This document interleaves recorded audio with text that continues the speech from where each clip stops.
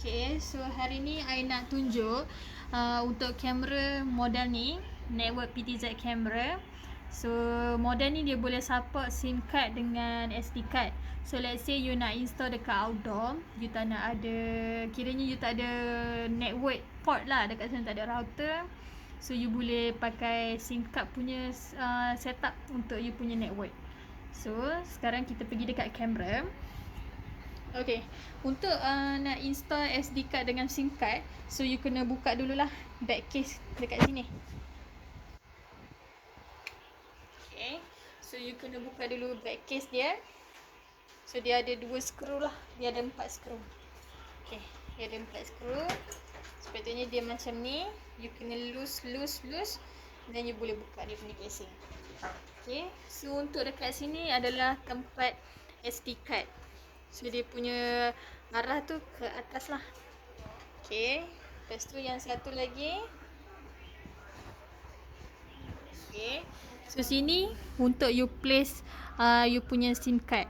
So cara nak buka dia, tolak atas. Lepas tu nak, bila you dah letak SIM card, you nak lock dia, tekan ke bawah. Okay, so sekarang you dah siap install SIM card dengan SD card. So you kena bagi power lah dekat kamera ni. So maksudnya kamera ni, you before you nak pergi install dekat site, you kena set up dulu siap-siap. Okay, so set up siap-siap, I just bagi dia PoE lah, network. Nanti dekat site you kena pakai adapter lah untuk bagi power. Okay, so bila you dah bagi network, so dia akan refresh dululah kamera ni.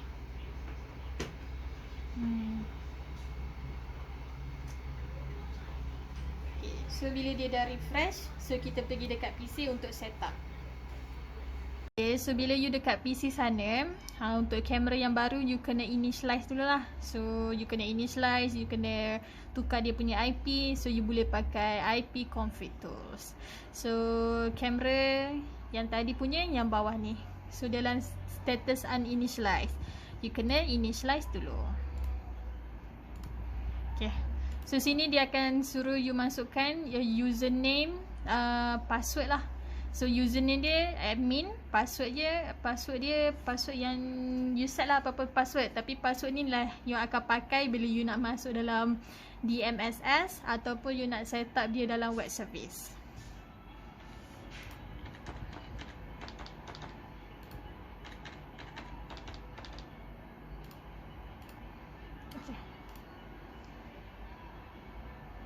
Okay, so dia dah activate lah, dah initialize. So you tengok kamera yang bawah ni, dia dah initialize. So you nak tukar IP, you kena tekan search setting dulu. You kena masukkan password kamera yang you set tadi. Okay, so dia akan refresh. Ni you punya kamera, you tekan edit, you masukkanlah IP apa yang you nak set. Dia kena based on you punya network lah.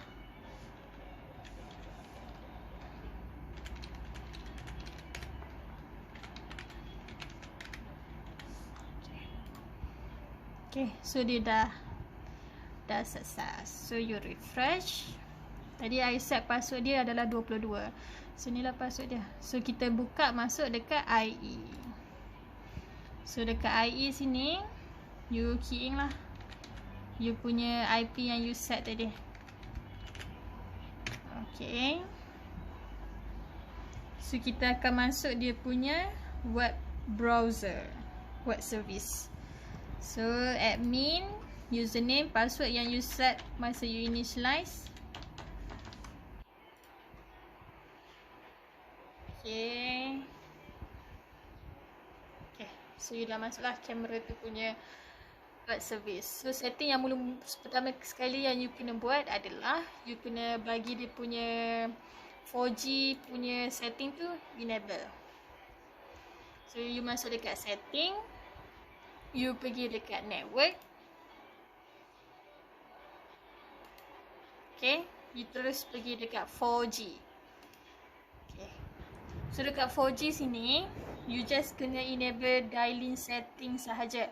So yang pertama sekali, this one tak payah ubah, auto je. Lepas tu APN ni you kena based on you punya SIM card tu apa. Kalau macam saya punya, saya pakai Digi.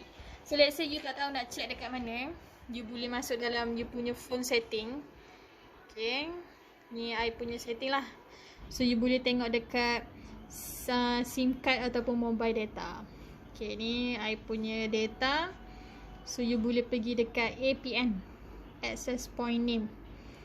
Okay, so dia ada mention Digi. You masuk dalam tu, so sini dia dah bagi tahu lah I punya APN adalah DigiNet. So dekat sini, dekat PC ni you kena key in benda yang sama, DigiNet. Lepas tu authorize mode ni pun ada dalam phone juga. You boleh scroll bawah sikit. Okay, dia ada authentication type, dia adalah PAP. So dekat sini kita pilih dia adalah PAP.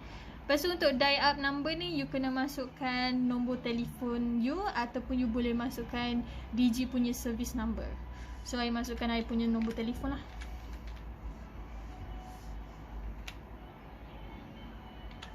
Okay, ni I punya apa ni, nombor telefon. Lepas tu username dengan password ni, let's say dalam phone ni you tak ada set apa-apa. Okay, sini dia ada username dengan password lah. So dekat sini you, dekat PC sini you boleh ignore je.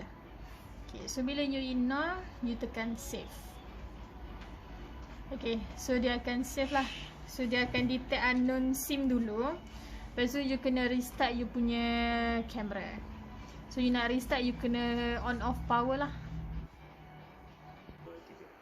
Okay, so sekarang saya dah restart saya punya kamera lah. So saya akan login balik.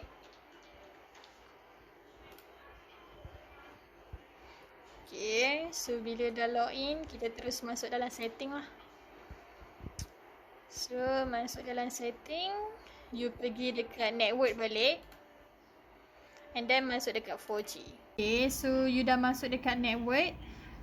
Bila you dah restart, maksudnya benda ni dia akan terus keluar you punya SIM card punya state.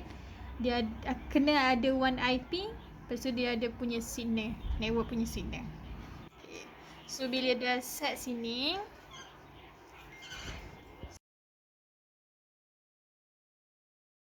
satu lagi you kena confirm adalah access platform sini pun dah online. Okay.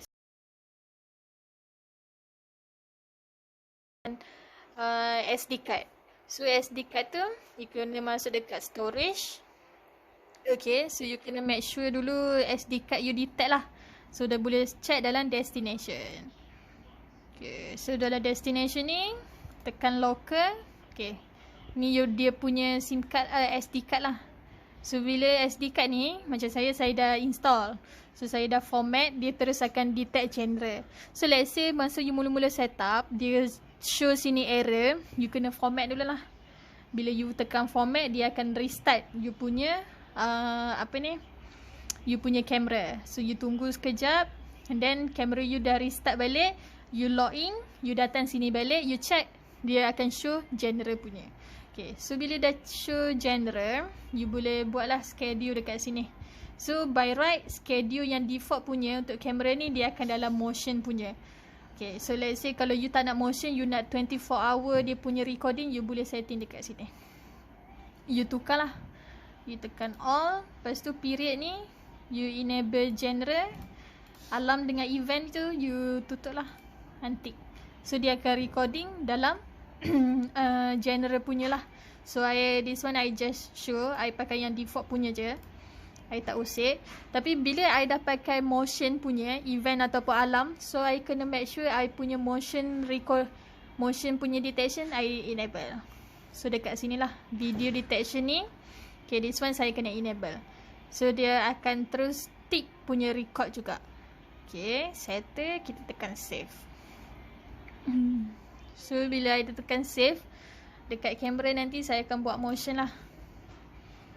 Okay, so ni kamera 11:15, saya akan pergi buat motion dekat kamera tu. Nanti kita check dalam playback ada ke tak.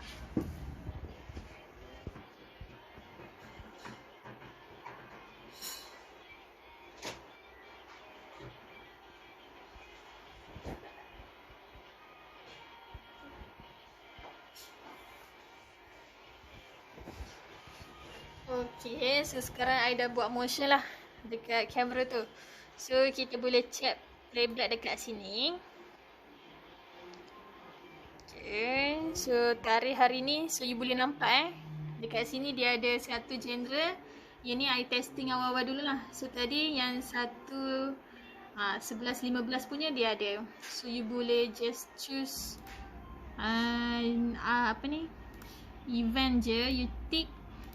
Lepas tu nanti dekat recording tu dia akan show yang ni je. Sekejap. Okay, so you boleh play lah. Okay, ni yang tadi punya. So let's say I nak tengok yang ni.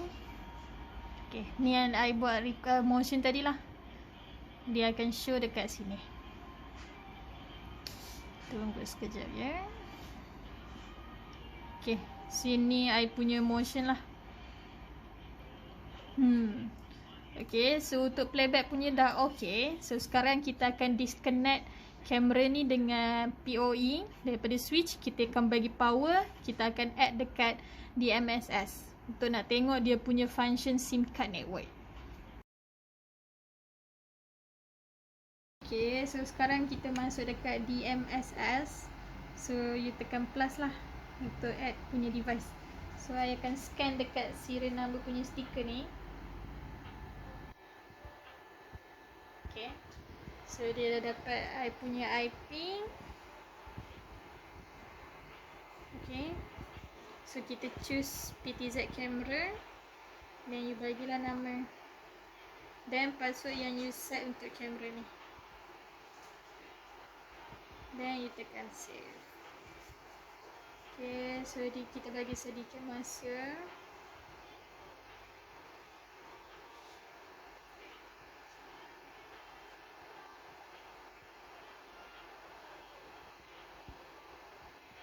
Sekarang dah boleh masuk lah I punya kamera punya ni lah. So sini I proof lah. Okay, sini dia just ada adapter je. So dia tak ada network. So SIM card tu dah sukses lah. Dah boleh masuk dalam DMSS. So untuk kamera ni you boleh sebab dia PTZ kan, so you boleh move lah. Okay, you tengok dia boleh move. Okay, dia boleh ni.